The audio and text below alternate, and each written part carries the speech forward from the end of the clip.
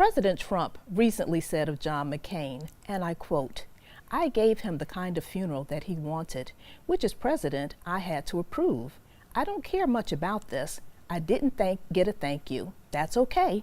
We sent him on his way, but I wasn't a fan of John McCain."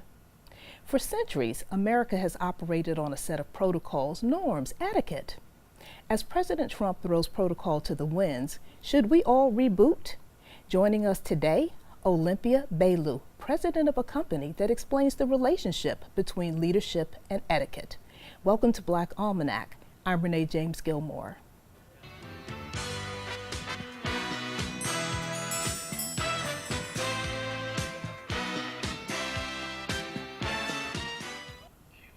Good morning, Suncoast. We are welcoming today to Black Almanac Olympia Baylou, who is the president and founder of Blooming Impressions.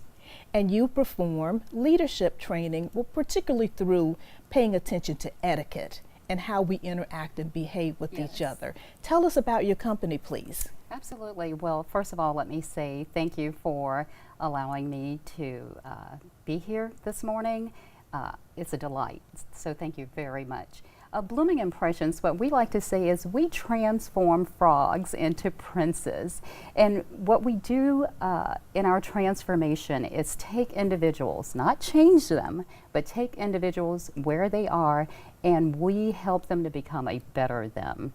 I like that, a better them. Yes, absolutely. You know, the reason that I bring up the president's comments about John McCain is that when I watched that, I thought to myself, if that was my household, I would get such a smackdown to be talking about people, because there is most definitely a set of protocols that anyone, I would dare say, over the age of 35 has kind of been brought up with in this country. And I know that in our household, one of the things that you never would do, and you certainly learned this at an early age, is you don't speak badly of people who have passed. Now, this is not commentary on the president. It's more a commentary on where are we going, and do we all need to change in terms of how we are behaving with one another, because the environment is certainly changing. It's different. We talk about people in ways that we haven't spoken of before. We behave in terms of what in our household we used to call, "You're acting like you don't have home training," and it was completely unacceptable. And so now some of the things that we hear and observe coming from leadership, no matter where that leadership is, it seems to be different. So we're here to ask you, as the etiquette expert, protocols, why are they important? Okay, so I want to touch on something you just said. You're acting like you do not have any home training. Well, guess what? There's a lot of people who do not have any home training. Renee, what I have found to be true is that a lot of people in our society, there has not been someone in the home to help them, to guide them through protocols, through social etiquette, how to behave, what is the protocol, what is the decorum. So, and even at very high levels, when we think about corporate America, some of the companies, the behaviors that we've seen highlighted on the television, and you might wonder, where is this coming from? Why is this person misbehaving? And so I think we tend to assume that someone, somewhere in time, that this person should have known better. But I have found that people are not getting those, that education at home. And so this is why, and so I'll go ahead and lead right on into why Blooming Impressions is so important. Every application that I have applied for with a job, that first line mentions what we call soft skills in the workplace, communication, interpersonal skills.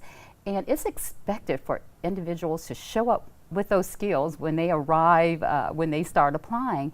But think about it, who's teaching soft skills? So when we think about interpersonal skills and those communication skills, teamwork, who's teaching those things? A a lot of individuals, quite frankly, just are not getting it at home, they're not getting it at school, so it's left up to their own devices to figure things out. And unfortunately, in their trying to figure things out, sometimes they trip and they make some very bad calls, very bad judgments. And so this is what we're dealing with right now in our society. So we say sometimes, when you know better, you do better. We hope so, that individuals would practice what they have learned. Going back to our program with Blooming Impressions, we look at outcomes. That's what we strive for, is to get the best outcome. And when I said earlier, transforming an individual, helping them to become the best them they can possibly be. That's the outcome that we're looking for, that we're striving towards. Now, let's talk a little bit about your background, because you have been in corporate America. Yes. As an investment advisor. Yes. You're now in the school system, as well as operating your own business. So you're an entrepreneur, as well as you're close to students, because you're also with the school, with one of the school districts. Yes. So you've got a pretty varied background. Yes, I do.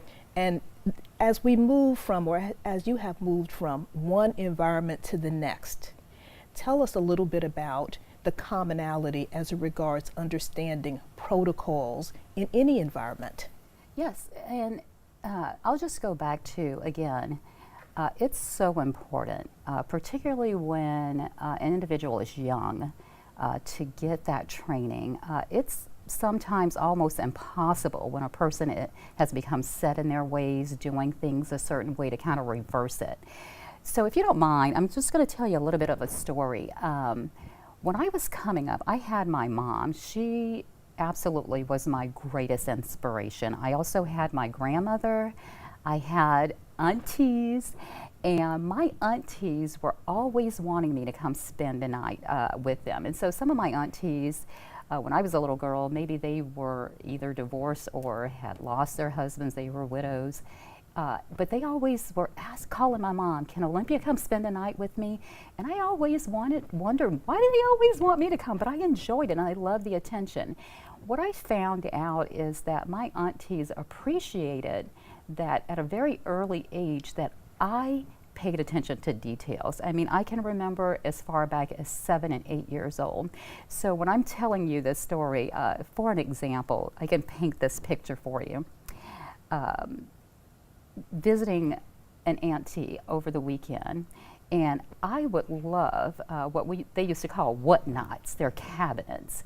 To open those cabinets, they would have these beautiful figurines in there. I absolutely love pulling them out, polishing them, dusting off those shelves. And for most parents, they might think that is kind of weird to have a young person wanting to do those things. But I'm saying this because this goes way back. I can remember taking, don't laugh please, but I can remember taking toothpicks and toothbrushes, cleaning out the corners of the inside of those cabinets. My aunties appreciated that. They saw early on that I paid attention to details. So where one young person might come in and just kind of do a quick wipe and say, "I'm done," I would sit there and carefully take each one of those figurines out and place them so I remember where it goes back into that cabinet. And so these things didn't just come to me. My mom taught me that when you do something, do it with a level of quality that people will appreciate it. Even if it's dusting out of a cabinet, do it with a level of quality. And that's what I believe is missing in so many homes right now. We all know that a lot of the homes, there's a single parent, and maybe a single parent that is working very hard, and the children in that household might not be getting that special attention, might not have someone who is explaining to them, "You know what? When you clean that cabinet out, go up in the corner there where that dust tends to accumulate and clean it out." my mom taught me those things. And so early on, I learned that quality mattered. So when you talk about the jobs that I've had before, yes, I worked in financial services, that whatever I did for a client, I wanted it to be at a level of quality that I would want for myself, that I know that they appreciated, that they would love me for doing an excellent job. Everyone likes to be liked, right? I always thought, I want to take this beyond their expectations. And so again, that just didn't come to me. My mom taught me those skills. Those are the same skills that we're trying to instill in our youth at Blooming Impressions. And you work with youth ages? So through Blooming Impressions, 13 to 19, I teach at a middle school, so I teach 7th graders. So most of them are 12 or 13, so it's pretty much that same demographic. And when we talk about protocols and how we interact with people, how we operate in a civil society, that home training, if you will, Yes. and the kind of training that that they get at Blooming Impressions has everything to do with relationship building, as I hear you speaking, Yes. communications. Absolutely. And so when you may talk about fine tuning or very much dusting in the corners Yes. of the china cabinet, Yeah. it translates into when you're absolutely in the does. workplace, It paying absolutely attention does. to detail. It And certainly absolutely being in does. financial services, being in any one of the STEM or STEAM programs, meaning technology, science, Yes. even art, there's a level of attention to detail that if you want to be Yes. hugely successful, Yes. you've got to be on it. Yes, absolutely. Renee, on the Blooming Impressions website, there is a quote by Serena Williams that I absolutely love. I love the quote because Serena Williams said, "I have always seen myself winning, achieving. I always feel like I'm going to be on top." And I'm thinking, where did this come from? That a person would always feel that they're going to beat their opponent. Even if that isn't the outcome, she still feels it. And it's important, in starting at a very young age, that young people see themselves, that they can envision themselves achieving. Again, working with young people at Blooming Impressions and also in middle school, what I have found is there are a lot of young people who have not accomplished many things. They haven't had successes in their lives. Maybe they haven't been on a softball team or in a cheerleading squad or in a choir. They don't understand teamwork. And so in a lot of those cases also, they do not have someone at home following up, supporting them, that when they did a really good job, that was their cheerleader in their corner. And what I know to be true, it is so important that people experience success early. Because once you're successful at one thing, you say, you know what, I did that. And I can do it. I can do it. So it gives you that confidence. Confidence is so huge. And boy, we talk about and teach confidence at Blooming Impressions because I know what having confidence has done in my life.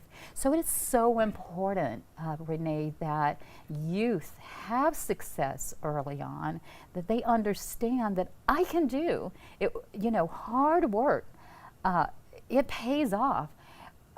In talking with a lot of young people, I have found that they believe a lot of successful people are successful because they know someone helped them get into that position. And we teach them that's not always true. Maybe in some cases, but not necessarily so. That your hard work, your commitment to and going after something you really want, again, envisioning yourself in that role. Again, that's why I like that Serena Williams quote. She says, she's like in a dreamlike state, that I can see myself winning. And so for our young people, we want to help them see themselves winning, on all levels. And what I hear you also saying, and what I get out of that quote by Serena Williams, is that she's not depending upon someone else to help her be successful or to Correct. create that successful environment. Yes. She is prepared to do it herself.